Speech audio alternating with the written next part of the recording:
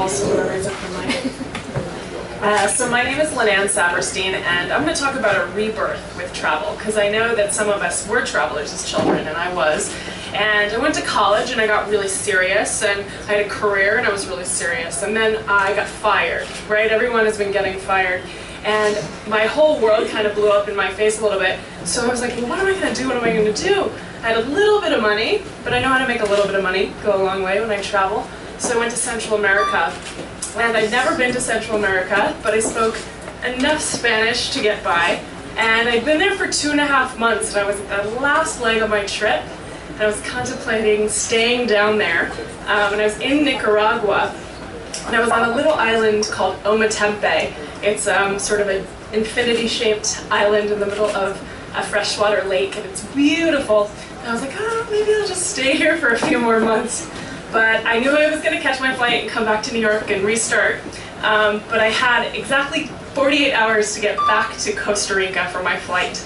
And if anybody's been to Central America, they know transportation is highly unreliable. So I was like, well, what should I do? What should I do? And the locals told me I need to get the hell off the island. So I took the first bus that showed up, because they never show up. And I got off the island, and I went to a little town called San Juan del Sur, right near the border.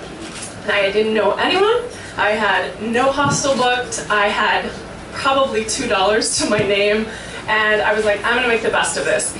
Even the cab driver was like, where are you getting dropped off? And I'm like, I have to meet a friend and make a phone call. So he didn't think I was super sketchy. But he drops me off. I find the cheapest hostel, drop off my bag, I head to the beach, and I'm like, I'm gonna make some friends.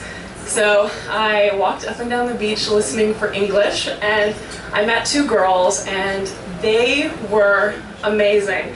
They had been friends for 5 years. They had been doing research about sea turtles all over Central America, and they asked me if I had any plans for the evening, and of course I didn't, and I had no money either. So they invited me to release baby sea turtles at a 5-star resort just down the beach. And it was one of the most amazing experiences. While the sun was setting, we were releasing the baby sea turtles, and they get washed back by the shore, and you're cheering them on, and then they get released into the ocean.